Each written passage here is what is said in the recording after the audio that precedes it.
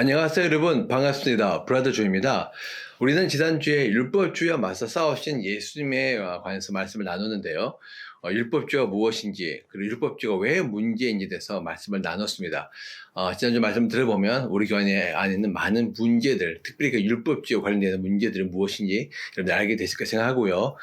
그리고 그 외에도 십자가나 부활 같은 중요한 내용도 많이 있지만, 그 내용도 여러분들이 책을 통해서 직접 읽어보시고 또 생각해 보시기 바랍니다. 자, 오늘은 파트 4의 성령의 시간 안에 감추어진 교회의 신비에서 제 1장과 2장 페이지로는 259페이지부터의 내용이 되겠네요. 자, 거기에 대해서 제가 말씀을 나눌 텐데요. 자, 오늘은 여러분들에게 특별히 이 교회에 대해서 말씀을 나누겠습니다. 여러분들 오늘 말씀을 잘 들어보면 정말 성경에서 말하는 교회가 무엇인지 여러분들이 명확하게 알게 되리라 생각합니다. 자, 우리가 알다시피 교회는요, 사도행전 2장에서 오순절에 성령이 임하시면서 시작이 되어졌습니다. 사도행전 2장은 짧은 장이지만 그 장 안에는 정말 교회가 무엇인지 성령께서 의도하신, 그러니까 우리가 생각하는 그 교회가 아니고 성령께서 의도하신 그 교회가 무엇인지 잘 보여주고 있는데요. 그러나 사실은 그 교회가 사도행전 2장에 처음 시작된 것은 아니죠. 우리가 구약 성경을 보게 되면 최초의 교회는 에덴 동산에서 있었던 아담과 하와로 이루어졌던 작은 교회였습니다. 아담과 하와가 모였던 그 작은 공동체가 교회의 시작이었고요. 그리고 두 번째 교회는 이제 아브라함의 가족이나 노아 가족 같은 그런 가족들이 이제 교회로 또 계속해서 확장되어 가죠. 그리고 좀 더 이제 나아가면 이스라엘 민족 자체가 교회의 공동체 됩니다. 신약에서는 예수님과 12제자, 특히 12제자의 그 공동체가 교회가 되죠. 자, 그렇게 봤을 때 사실 사도행전 1장에도 이미 교회가 존재했습니다. 그건 바로 120명의 무리들이 모여있던 그 공동체죠. 신약 성경에서 교회는 에클레시아이고 에클레시아는 교회이기 때문에 사실 우리는 교회를 생각할 때 건물을 생각하지만 교회는 건물이 아닙니다. 교회는 공동체입니다. 2명 이상만 모이면 됩니다. 그리고 그 모임이 지속적으로 모이면 그 모임이 바로 에클레시아 교회가 되는 것이죠. 그렇게 봤을 때 사도행전 1장에 나오는 그 마가 다락방에 모였던 무리들은 성도들이 무리였고요. 모임이었고 그리고 지속적으로 계속 모여서 기도를 했기 때문에 이미 1장에서도 교회가 존재했습니다. 그렇지만 사도행전 2장에서는 그 교회 120명의 무리를 모였던 그 교회 외에도 이제 그 교회가 본격적으로 어떻게 확산되는지 확장되어 가는지를 보여주고 있는 중요한 장이죠. 자, 그렇다면 성경에서 말하는 진짜 교회는 무엇인가? 여러분들에게 중요한 5가지를 말씀드리도록 하겠습니다. 사실 이거 외에도 더 많이 있지만은 여러분들에게 좀 잘 모르고 있는, 모든 교회에서는 잘 이해하지 않는 그렇지만 정말 중요한 것들만 여러분들이 골라서 여러분들이 좀 더 말씀을 나누도록 하겠습니다. 먼저 우리가 알아야 될 사실은요, 교회는 하나님의 가족 공동체라는 사실입니다. 에베소서 2장 19절 말씀 보면 이제부터 여러분은 외국 사람이나 나그네가 아니요 성도들과 함께 시민이며 하나님의 가족입니다 라고 말씀했고요. 디모데전서 3장 15절에서도 하나님의 가족 가운데서 이 가족은 살아계신 하나님의 교회라고 이야기했습니다. 성경에 나오는 여러 가지 교회에 대한 정의들이 많이 있죠. 그리스도의 신부도 있고 몸도 있고 많이 있지만은 그러나 가장 중요한 핵심적인 것 한 가지를 이야기한다면 교회는 바로 하나님의 가족이 됩니다. 왜 교회가 하나님의 가족이냐? 교회는 구원받은 하나님의 자녀들이 모이는 공동체이기 때문에. 제가 좀 전에 말씀드렸죠. 교회는 헬라어로 에클레시아입니다. 에클레시아는 공동체를 의미합니다. 그러니까 교회가 하나님의 가족 공동체 되는 것은 바로 구원받은 하나님의 자녀들이 모여있는 무리들이기 때문에 바로 교회는 하나님의 가족이 되는 것이죠. 신약 성경에 의하면 요한복음 1장 12절 말씀에 누구든지 예수를 믿으면 그 사람에게는 하나님의 자녀가 되는 권세를 주었다 했습니다. 누구든지 예수를 믿으면 우리는 하나님의 자녀가 되는 것입니다. 그것이 하나님께서 우리에게 주신 놀라운 축복이고 특별한 축복. 이건 다른 종교에서 볼 수 없는 기독교만 갖고 있는 아주 특별한 종교입니다. 왜? 모든 성도들이 다 하나님의 자녀가 되기 때문에. 자, 그렇지만 하나님의 자녀가 된다는 것은 그렇게 간단한 문제가 아닙니다. 로마서 10장 9절과 10절 말씀을 읽으면 이렇게 나와 있습니다. 당신이 만일 예수는 주님이라고 입으로 고백하고 하나님께서 그를 죽은 사람들 가운데서 살리신 것을 마음으로 믿으면 구원을 얻을 것입니다. 사람은 마음으로 믿어서 의에 이르고 입으로 고백해서 구원에 이르게 됩니다. 여러분, 예수 믿는다는 것은 우리가 이모고 간단히 이야기할 수 있지만 실제 이게 많은 의미가 있고 많은 시간이 걸리고 많은 과정들이 있습니다.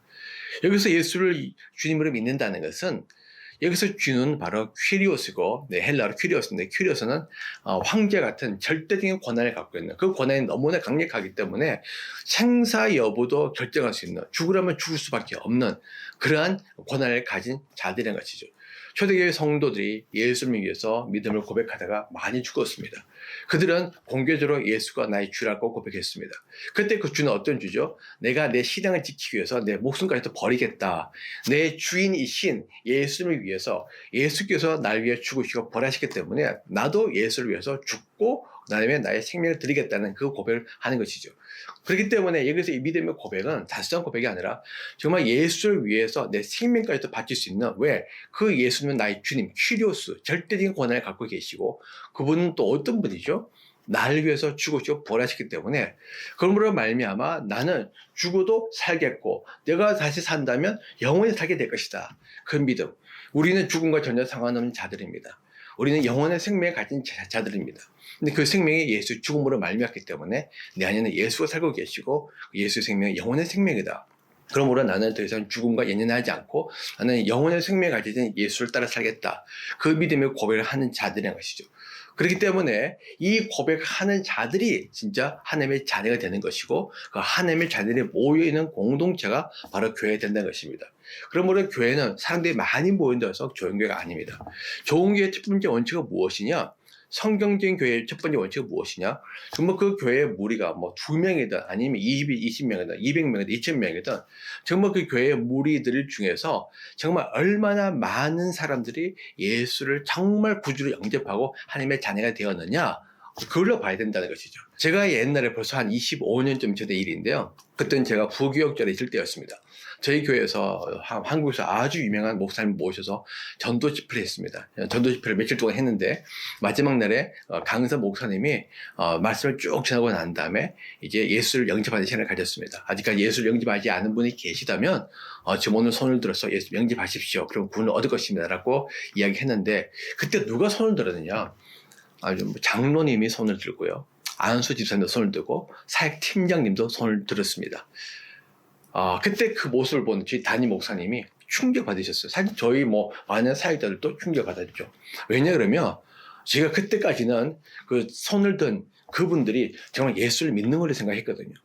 그렇지만 실제 그들의 삶을 봤을 때는 전혀 예수를 믿는 것 같지가 않았습니다. 직분은 받았는데 교회는 오래 다녔는데 교회에서는 잘 알고 있죠. 그리고 이런 사역도 많이 하고 봉사도 많이 하는데, 문제는 실제 그들의 삶을 보게 되면, 그들의 언어를 보게 되면, 그들의 관계를 보게 되면, 그리고 하나님 앞에 살아가는 그들의 삶의 모습들을 보게 되면 전혀 주를 믿는 사람처럼 살지 않는 거예요. 그렇지만 직분은 받고 봉사는 다 하는 겁니다. 그래서 우리는 도저히 이해가 안 되죠. 근데 그날 알았습니다.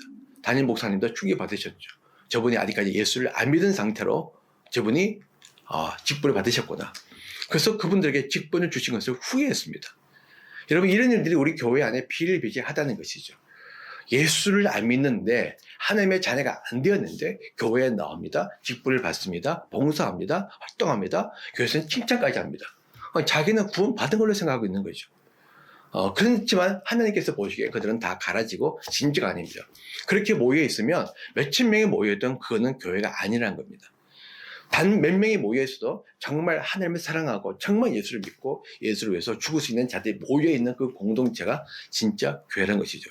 그러므로 여러분, 진짜 교회는 뭐냐? 바로 하나님의 자녀들이 모여있는, 정말 우리 가운데 얼마나 많은 하나님의 자녀들이 모여있는가? 정말 하나님의 자녀들이 모여있는가? 아니면 본인 스스로 믿고 있던 사람들이 모여있는가?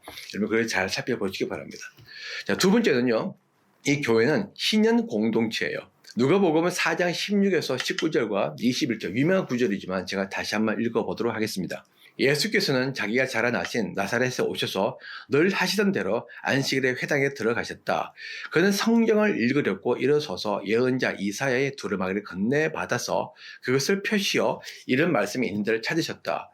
주님의 영이 내게 내리셨다. 주님께서 내게 기름을 부으셔서 가난한 사람에게 기쁜 소식을 전하게 하셨다. 주님께서 나를 보내셔서 포로된 사람에게 해방을 선포하고 눈먼 사람에게 눈뜸을 선포하고 억눌린 사람들을 풀어주고 주님의 은혜를 선포하겠다. 예수께서 그들에게 말씀하셨다. 이 성경 말씀이 너희가 듣는 가운데서 오늘 이루어졌다.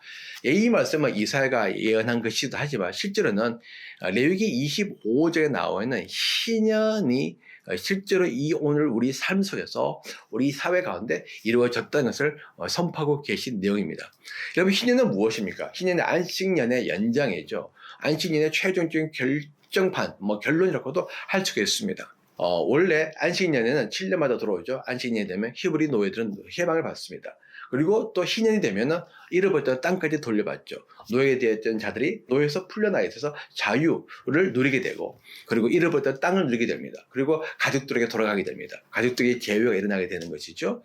그래서 희년에 가는 큰 특징은요, 해방과 자유, 그리고 잃어버린 땅을 찾는 회복, 그리고 가족들과의 만남, 기쁨, 그리고 경제적인 풍요, 이런 것들이 바로 희년의 가장 대표적인 특징입니다. 자, 그런데 오늘 예수님께서 말씀하신 것이 무엇이죠? 바로 예수님께서 오셔서 이 희년을 이루시겠다. 여러분, 우리 예수님께서 하신 일들은 무엇입니까? 예수님께서 하시는 가장 중요한 일들은요, 바로 예수님의 피로 말미암아 우리를 죄에서 해방해서 자유를 누리게 하신 것입니다. 갈라디아서 5장 1절 말씀에 그리스도께서는 우리를 해방시켜 주셔서 자유를 누리게 하셨습니다. 예수님께서 하시는 가장 중요한 일이 바로 무엇이라고 말씀드렸죠? 우리 죄에서부터 해방해서 자유를 누리게 하셨다. 왜? 인간에 있는 모든 문제는 수만 가지 문제가 있죠. 하지만 그 모든 문제의 근원은 바로 죄거든요. 죄의 문제 해결되지 않고서는 인간의 문제는 어떤 문제도 해결될 수가 없습니다. 반대로 생각하면 죄의 문제 해결되면 모든 문제가 다 해결된다는 것이죠. 근데 그 문제를 우리가 해결할 수 없었습니다. 그래서 예수님께서 오셔서 예수님의 피로 우리 죄에서 해방하시고, 그리고 우리가 죄에서부터 자유로운 삶을 살게 하신 것이죠. 조금 전에 말씀드렸죠. 희년의 특징은 무엇입니까? 노예에서 풀려나서 해방되어서 자유를 누리는 삶입니다. 바로 희년은 예수님의 피로 말미암아 우리 안에서 일어나게 된 것이죠. 더불어서 희년의 가장 특징이 무엇입니까? 가족들이 모이는 것입니다. 노예에서 풀려나서 가족에게 돌아가서 재회하고 재회의 기쁨을 누리는 것이죠. 여러분, 초대교회를 보게 되면 이 기쁨이 가득한 공동체였는데요. 사도행전 2장 46절 말씀에 순전한 마음으로 기쁘게 음식을 먹고 오라고 했습니다. 가족들이 모여서 뭐 하겠어요? 모처럼 만나니까, 여러분, 가족들이 멀리 떨어져 돌아오면 뭐 합니까? 항상 식사를 준비하잖아요. 그렇죠? 그래서 같이 밥을 먹잖아요. 그럼 밥 먹는 시간은 얼마나 기쁜 시간이겠습니까? 즐거운 시간이죠. 그러니까 성도들도 서로 모여서 식사를 하는 겁니다. 왜 모이는 거죠?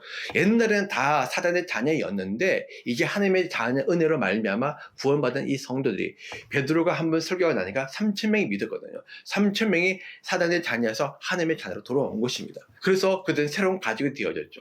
하나님 안에서 하나님의 아버지를 모시고 있는 새로운 가족이 된 것입니다. 그래서 그들은 서로 모여서 서로 가족된 것을 기뻐하며 즐거워하며 함께 모여서 식사를 하는 것이죠.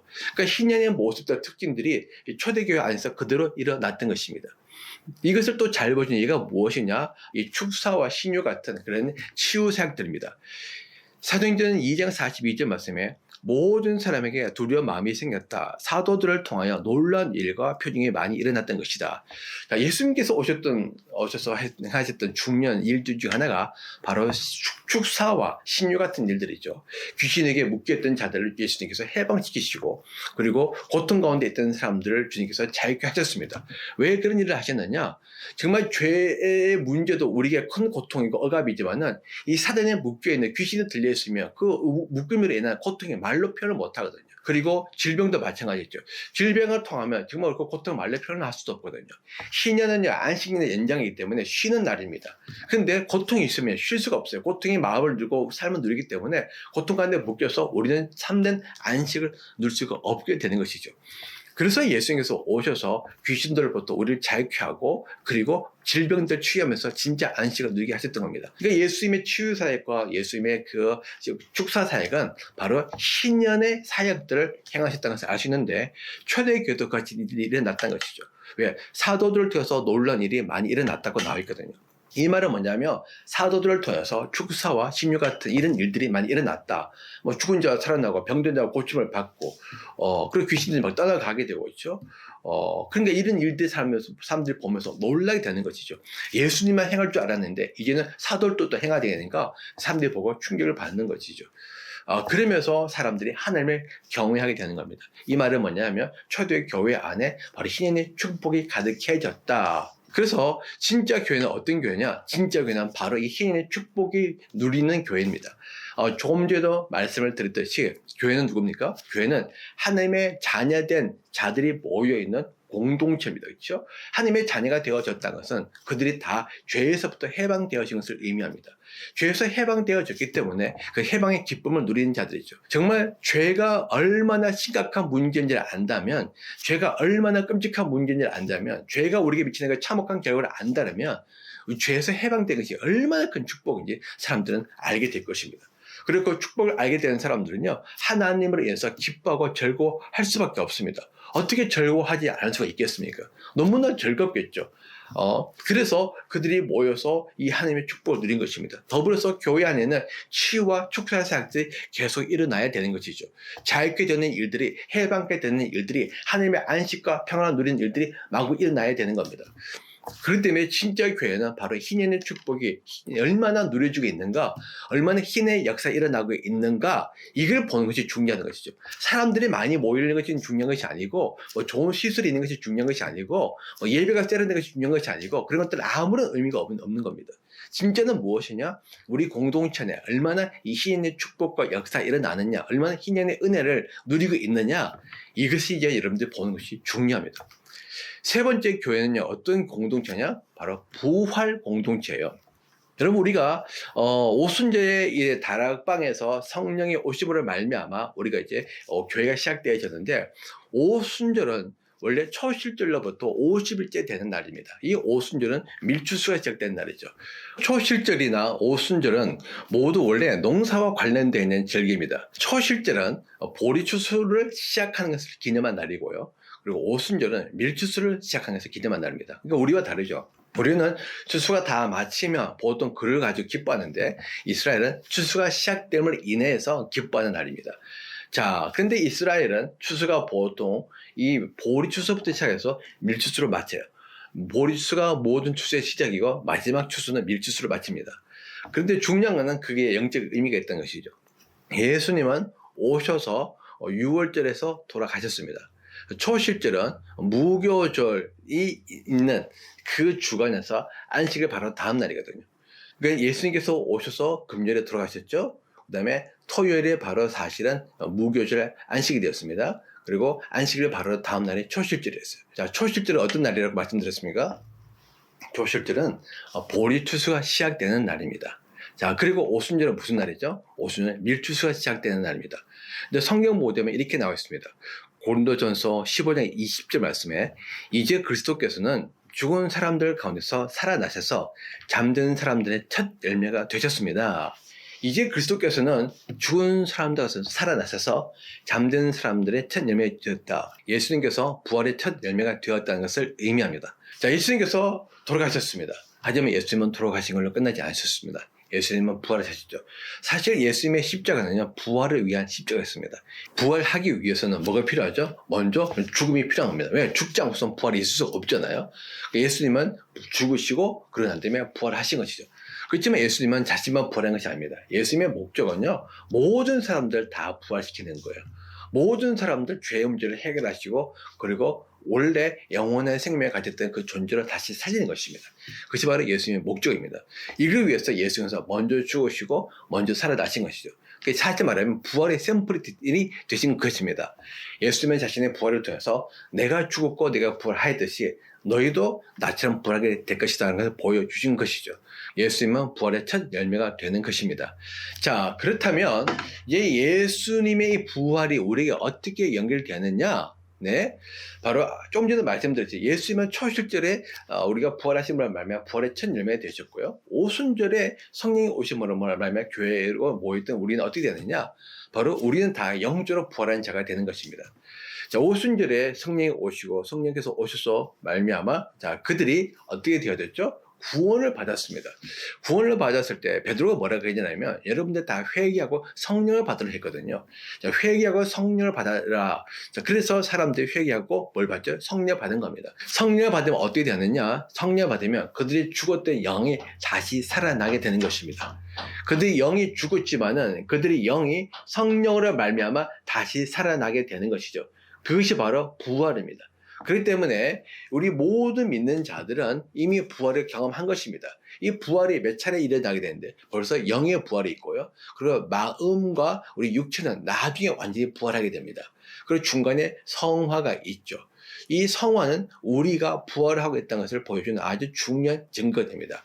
왜냐하면 부활의 목적은요, 회복이거든요. 회복이 뭡니까? 원래 상태로 돌아가는 것입니다. 원래 상태는 무엇입니까? 에덴에서 아담과 하와가 됐다. 영원히 죽지 않은 상태, 영세가 됐던 상태. 더불어서 그 상태는요, 완전한 상태였습니다. 모든 면에서 예수님을 닮았던 그런 상태였던 것이죠. 자, 그렇기 때문에 이 부활은 바로 다시 원래 모습으로 돌아가는 그 회복을 의미하는 것인데, 자, 우리가 성화된다 말은 뭐냐면 원래 하나님께서 에덴 동산에서 아담과 하와를 창조하셨던 그 아름다운 모습, 완전한 모습으로 우리가 다시 회복해 간다는 걸 의미하는 겁니다. 그 회복해 가는 과정이 무엇이죠? 바로 성화의 과정인 거예요. 자, 그렇기 때문에 모든 성도들은 어떤 성도들이다? 바로 영적으로 부활했다. 그리고 육적으로 완전히 부활하는 것은, 그리고 우리의 마음, 혼도 완전히 부활하는 것은 예수님께서 오실 때 그때 완전히 우리 부활하게 된다. 그렇지만 그 중간에 살면서 뭐가 있는 것이죠? 성령의 능력으로 말미암아 우리의 성품이, 우리의 혼이 계속해서 예수를 닮아가는 거룩함을 입게 되는 것입니다. 자, 그래서 에베소서 1장 19절 20절 이렇게 나와 있습니다. 믿는 사람들은 우리에게 강한 힘으로 활동하시는 하나님의 능력이 얼마나 엄청나게 큰지를 여러분이 알게 되기를 바랍니다. 하나님께서는 이 능력을 그리스도 안에서 발휘하셔서 그분을 죽은 사람들 가운데서 살리시고 라고 했거든요. 자, 여러분 보십시오. 하나님께서 뭐라고 말씀하셨죠? 믿는 사람들은 우리에게 강한 힘으로 활동하시는 하나님의 능력. 그러니까 하나님이 강한 능력으로 우리 믿는 사람에서 역사하시는데 그 능력이 어떤 능력이냐? 바로 그리스도 안에 발휘하셔서 그분을 죽은 사람을 가져서 살리신 바로 부활의 능력인 거죠. 부활의 능력으로 우리 안에 역사하신다. 뭐 이게 능력이 어떻게 역사하느냐? 바로 부활의 성령입니다. 여러분, 예수님을 사셨던 그 부활의 성령님이 우리도 예수를 믿을 때 우리 안에 들어오신 것이죠. 그리고 우리 안에 계신 성령님은 그냥 성령님이 아니고 예수님을 살리신 부활의 성령이십니다. 부활의 성령이 우리 안에서 역사하고 계시기 때문에 부활의 성령이 우리를 점점 예수님을 닮아가도록, 예수님의 모습을 회복하도록 우리 안에서 역사하신다는 것이죠. 그렇기 때문에 예수를 믿는 자들은요, 반드시 우리의 삶에서 변화가 일어나게 되었습니다. 예수님을 닮아가는 거룩함이 일어나게 된다는 것이죠. 물론 사람마다 어느 정도의 차이는 있을 수 있습니다. 그렇지만 시간이 지났는데도 불구하고, 교회를 다니고 있음에도 불구하고 전혀 그의 모습이 예수님을 닮은 거룩함이 없다. 죄에 대한 민감함도 없고, 죄에 대한 혐오감도 없고, 죄에 대한 저항력도 없고, 그리고 예수님처럼 거룩하고 성숙하고 온전해지고, 그의 말과 행동이 정말 예수를 닮아가고 희생적이 되고 겸손해지고 온유해지고 부드러워지고 충성되어지고 진실되어지고 하나님을 갈망하며, 그리고 인내하게 되며, 그리고 하나님을 위해서 믿음의 결단을 하고, 그리고 다른 사람을 사랑하고 성경에서 기뻐하고 즐거워하고 자기를 희생하는 것을 아까워하지 않고, 이런 모습이 변화가 예수를 믿어도 없다. 그러면 그 사람에게는 성령의 능력이 정말 있는지, 다시 말하면 그가 정말 구원을 받았는지 심각하게 고민을 해봐야 한다는 것이죠. 왜? 예수를 믿으면 반드시 우리 안에 뭐가 되죠? 우리는 부활 공동체에서, 교회는 부활 공동체거든요. 다 영적으로 부활한 자들이 모여있는 공동체이고, 그리고 공동체는 무엇이죠? 부활의 성령이 역사하게 되거든요. 부활의 성령이 역사하기 때문에 사실은 우리 공동체 안에 부활의 능력이 나타나는 것이 정상적인 것이 됩니다. 그래서 여러분들 다시 한번 보십시오. 가끔 제게도 묻습니다. 목사님 정말 좋은 교회를 좀 소개해 주십시오. 여러분, 좋은 교회가 어떤 교회인가요? 제가 그전 말씀드렸지만 설교 잘하는데 좋은 교회입니까? 여러분, 설교는요, 유튜브 통해서 얼마든지 들을 수 있습니다. 설교 들고 교회 가지 마십시오. 여러분, 진짜 좋은 교회는 어떤 교회냐? 정말 그 교회 안에 부활의 소망이 있는 교회냐? 부활의 능력이 있는 교회냐? 그리고 부활의 기쁨이 있는 교회냐? 부활의 간증이 있는 교회냐? 부활의 승리에서 역사하는 교회냐? 얼마나 우리가 부활의 은혜와 축복을 누리고 있느냐, 이것들을 보시는 것이 중요합니다. 자, 그리고 이제 네 번째로 중요한 것은요, 바로 에덴 공동체예요. 좀 전에도 말씀을 드렸어요. 부활은 뭘 말씀드렸죠? 부활은요, 회복을 의미한 겁니다. 예수님은 원래 죽지 않은 분이셨어요. 그죠? 영생을 가졌던 분이셨습니다. 근데 예수님은 우리의 죄를 위해서 대신 죽으신 거예요. 자, 그런데 부활하셨습니다. 부활하심으로 말미암아 한 번 죽으신 예수님은 다시 살아나시고 이제 다시는 죽지 않았다고 사도 바울이 이야기했죠. 자, 그렇다면 예수님은 어떻게 된 것이죠? 원래 예수님으로 돌아간 거예요. 죽지 않은 그 상태로 돌아가신 거죠. 여러분, 부활은 이래서 회복입니다. 회복은 원래 상태로 돌아가는 것입니다. 성경은 계속해서 우리에게 회복을 이야기하고 있습니다. 그러면 성경이 말하는 회복은 무엇이냐? 바로 하나님께서 처음 창조하셨던 에덴의 상태로 돌아가는 것이 바로 회복인 것이죠. 이 회복을 우리는 또 다른 말로 재창조라고 이야기한 겁니다. 예수님은 재창조되신 분이셨어요. 예수님은 처음에는 죽을 수 있는 그런 존재로 태어나셨지만은 이제 부활하신 예수님은 죽지 않는 존재로 다시 태어나신 것이죠.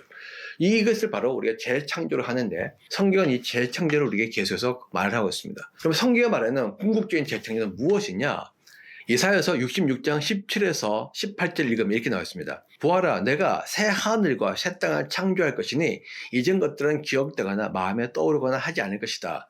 그러니 너희는 내가 창조하는 것을 길이길이 기뻐하고 즐거워하여라. 보아라, 내가 예루살렘을 기쁨이 가득한 도성으로 창조하고 그 주민을 행복을 누리는 백성으로 창조하겠다.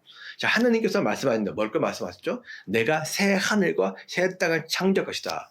여러분, 하나님께서 나중에 예수님이 재림하시고 난 다음에 새로운 하늘과 새로운 땅을 창조하는데, 여러분, 이거는요 완전히 새롭게 창조하는 것도 의미가 있지만은 재창조하는 의미가 있습니다. 왜냐하면 이미 하나님은 하늘과 땅을 창조하셨거든요. 언제 창조하셨죠? 하나님이 태초에 천지를 창조하시느라, 하늘천 땅지, 이게 처음에 태초에 하나님께서 창조하셨죠. 뭘 창조하셨습니까? 하늘과 땅을 창조하신 겁니다. 그런데 하나님께서 새 하늘과 새 땅을 창조하겠다. 새로운 하늘과 새로운 하늘을 다시 재창조한다는 겁니다. 하나님의 궁극적인 재창조는요, 바로 새로운 하늘과 새로운 땅이에요. 그렇지만 새로운 하늘과 새로운 땅만 창조하는 것은 아니죠. 내가 예루살렘을 기쁨이 가득한 도성으로 창조하고 새로운 하늘과 새로운 땅이 있고 그 가운데는 하나님이 임재하시는 우리가 그곳에서 영원히 살 우리의 고향 새 예루살렘이 다시 재창조되게 됩니다. 그런데 그 새 예루살렘과 새 하늘과 새 땅의 특징이 무엇이냐? 이렇게 말씀하고 있습니다. 너희는 내가 창조한 것을 길이길이 기뻐하고 즐거워하여라. 보아라, 내가 예루살렘을 기쁨이 가득 찬 도성으로 창조하고 그 주민을 행복으로 누리는 백성으로 창조하겠다. 하나님께서 재창조하는 그 새 예루살렘과 새 하늘과 새 땅의 특징이 무엇이냐? 기쁨이 가득한 곳이라는 것이죠. 기쁨을 충만한 곳, 기쁨은 하나님의 속성이고 성령님의 열매이기도 합니다. 하나님의 기쁨을 원하시죠. 그런데 이 성경을 보게 되면 기쁨으로 가득한 곳이 있었어요. 그것이 바로 에덴입니다. 그래서 에덴의 이름이 바로 기쁨의 동산인 거죠. 하나님은 에덴을 기쁨의 동산으로 창조하시고 그곳에서 아담과 하와가 정말 하나님이 인하여 기뻐하면서 영원토록 살도록 창조하셨습니다. 그 다시 말하면 뭘 의미하는 거죠? 하나님께서 새 하늘과 새 땅을 창조하겠다는 것은 원래 기쁨의 동산이었던 에덴의 상태를 회복하는 것을 의미하는 겁니다. 그리고 회복된 것이 어디서부터 나오는 거죠? 바로 예수님을 통해서 시작이 되어졌고, 그리고 초대교회를 통해서 성령께서 또 이것을 시작하신 겁니다. 예수님께서 오셔서 에덴 동산에서 지냈던 그 모습을 회복하셨습니다. 어떤 회복이죠? 관계의 회복이요, 사랑의 회복이죠, 그 다음에 능력의 회복들인 거죠. 여러분, 에덴 동산에는 죄가 없었습니다. 그렇죠? 그러므로 그들은 아픔도 없었고요, 고통도 없었습니다. 그래서 예수님께서 오셔서 귀신을 쫓아내시고 축사하시고, 그 축사와 귀신 쫓아내고 신유하는 모든 것들은 이 희년의 역사가 일어나기도 하지만 희년 자체가 에덴의 회복을 의미하기 때문에 사실은 에덴의 회복을 위한 예수님의 사역이었죠. 여러분, 에덴에서 아담과 하와는 정말 하나님과 격이 없이 이야기하고 대화를 나눴습니다. 3장에서 죄를 지은 아담이 하나님과 대화 나누는 모습 보십시오. 마치 옆집 아저씨와 대화 나눴어요. 그때 이야기를 막 나누는 거예요. 정말 격이 없이 가깝게 친밀하게 정말 대화를 나눴던 그 관계. 그 관계가 바로 무엇입니까? 하나님과 아담과 하와의 관계였고, 그것이 바로 예수님과 제자들의 관계였죠.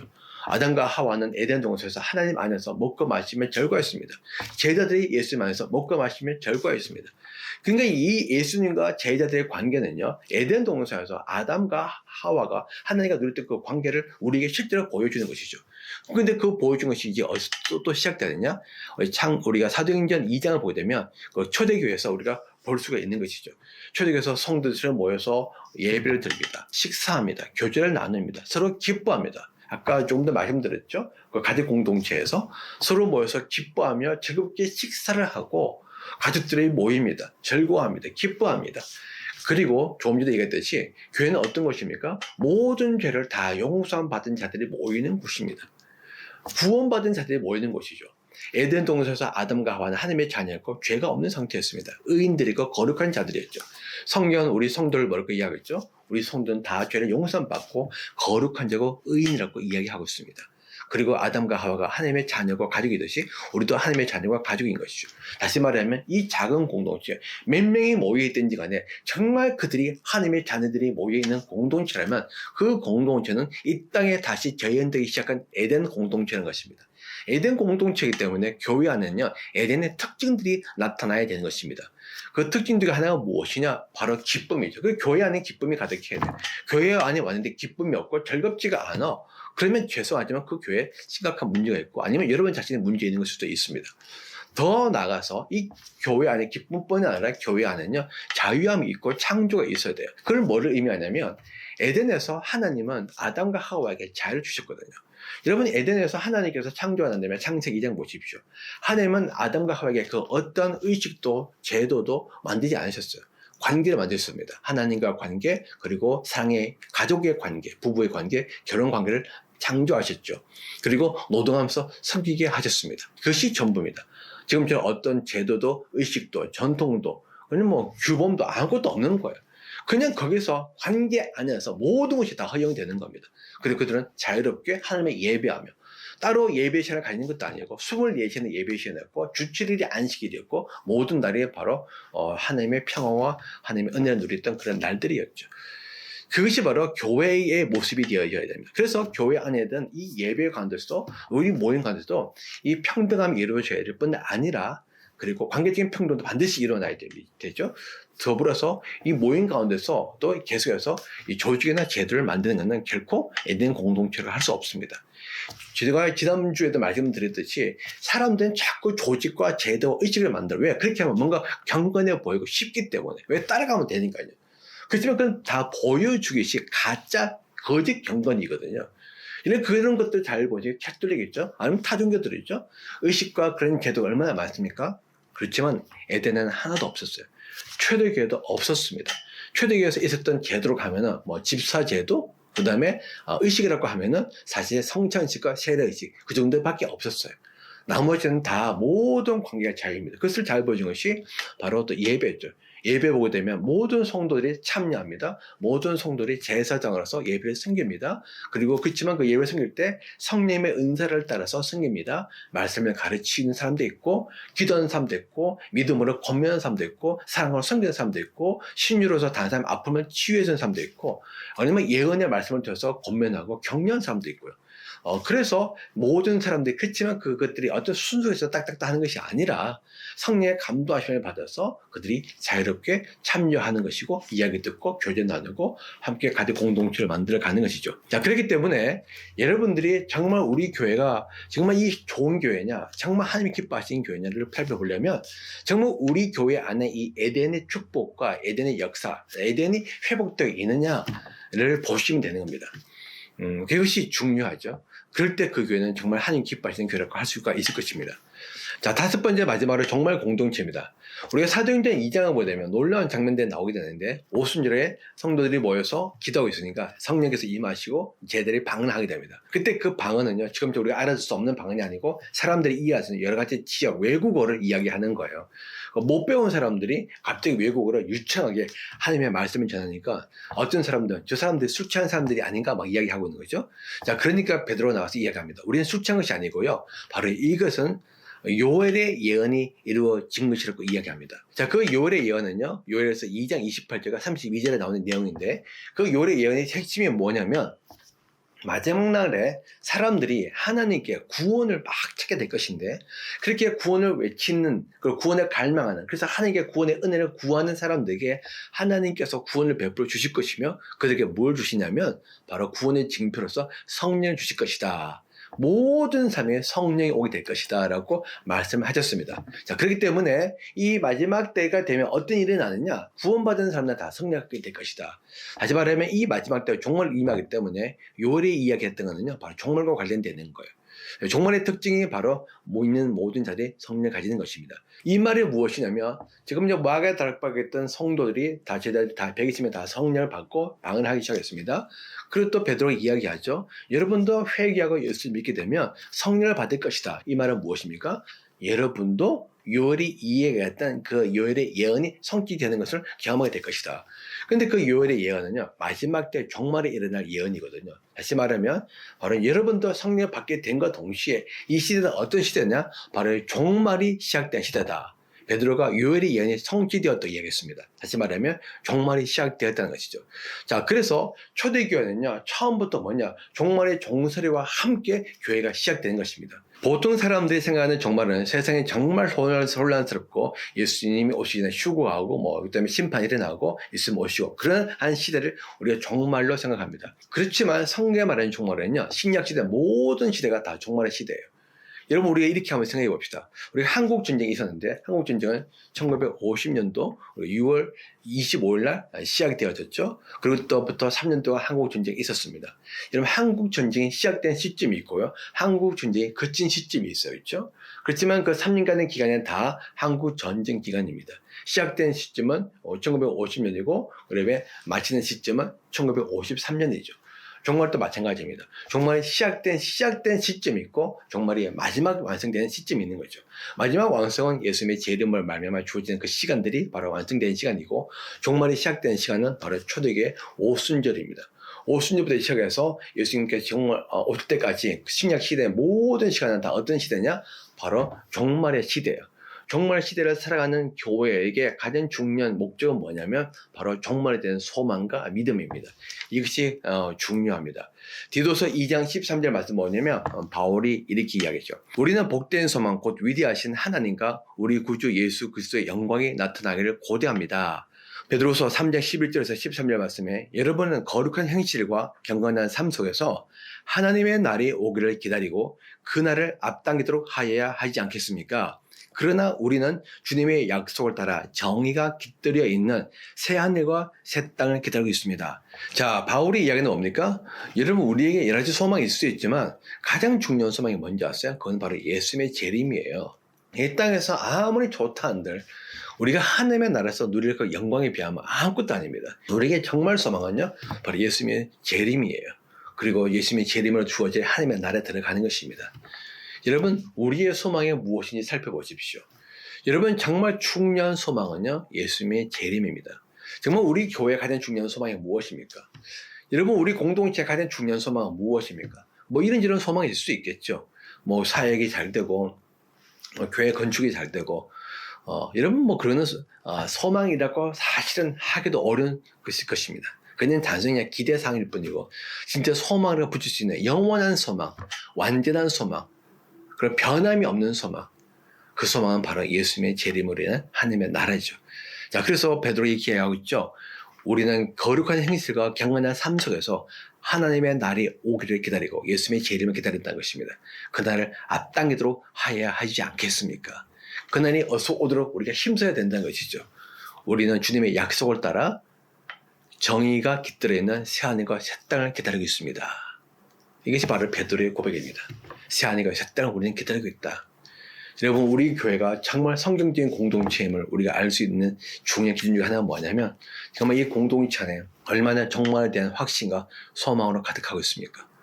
그 종말에 대한 확신과 소망이 있을 때 우리는 세상을 이길 수 있는 힘이 생깁니다. 세상 따라가지 않습니다. 왜? 시시하거든요. 어떻게 하나님의 나라에서 주어지는 그 축복과 영광과 비교를 할 수가 있겠습니까? 그래서 우리는 세상 따라가지 않고 주님을 따라가는 것입니다. 환난과 핍박이 올 수도 있겠죠. 그러나 하나님의 나라에서 주어질 축복과 영광에 비교하면 아무것도 아닌 것입니다. 그래서 세상을 따라하지 않고 타협하지 않는 것입니다. 우리가 이 혼란스러운 시대, 이 어려운 시대 우리가 어떻게 이길 것인가? 그것은 종말론적 신앙과 소망으로 가득 차는 교회만이 이길 수 있습니다.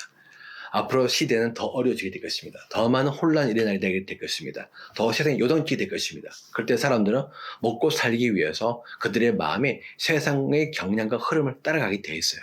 하나님으로 충만하지 않는 사람들은 자기 속에 있는 작은 우상들이 점점 커지면서 그 우상들을 섬기게 돼 있습니다. 그러면 결국에 세상을 따라서 세상을 섬기게 되는 것이죠. 그러나 하나님으로 충만한 자들은 하나님께서 주실 약속을 바라봅니다. 그 약속은 바로 새하늘과 새 땅이고 새 예루살렘인 것이죠. 그것을 확신하기 때문에 그들은 어떤 상황에도 흔들림 없이 굳건하게 믿음을 지키면서 계속 앞을 향해서 나아가는 것입니다. 그것이 소망이기 때문에 계속 갈망하며 기다리며 그날을 앞당하도록 힘쓰는 것이죠. 정말 우리가 하나님의 기뻐하신 교회라면, 그리고 성경적인 교회라면 정말 이 시대에 다른 그 무엇보다도 우리 성도들이 종말을 향해서 기다리며 갈망하며 그날의 오시기를 소망하며 기도하면서 주님 앞에 나가는 공동체, 그 공동체가 정말 작은 숫자를 하더라도 정말 그렇게 나아가는 공동체라면 그 공동체는 바로 하나님의 기뻐하시는 공동체, 성경적인 공동체가 되는 것입니다. 여러분, 오늘은 제가 여러분들에게 사도행전 2장을 통해서 정말 하나님이 기뻐하시는 성경이 말하는 정말 성경적인 공동체 교회가 무엇인지를 말씀을 나눴습니다. 여러분, 이거 외에도 사실 제 책에는 더 많은 이야기가 있는데 여러분 꼭 읽어보시고 여러분 이것에 대해서 깊이 생각해 보시기 바랍니다. 교회는 너무너무 중요합니다. 교회가 왜 중요하냐? 교회는 바로 하나님의 모든 계획과 열정과 사역의 핵심 바로 교회거든요. 모든 것들이 교회가 맞춰져 있고, 그래서 정말 하나님을 사랑한다면 교회를 사랑하지 않을 수가 없습니다. 정말 하나님을 섬기고 싶다면 교회를 섬기지 않을 수가 없습니다. 이건 하나님과 교회를 떼어놓는 불가능합니다. 더불어서 교회는 우리 신앙생활에 결정적으로 중요합니다. 우리의 믿음의 성숙함, 믿음의 강건함, 믿음의 거룩함, 영적인 열매, 영적인 변화, 영적인 성숙, 영적인 기쁨, 영적인 축복 다 어떻게 누리냐? 바로 공동체를 통해서 누리게 돼 있어요.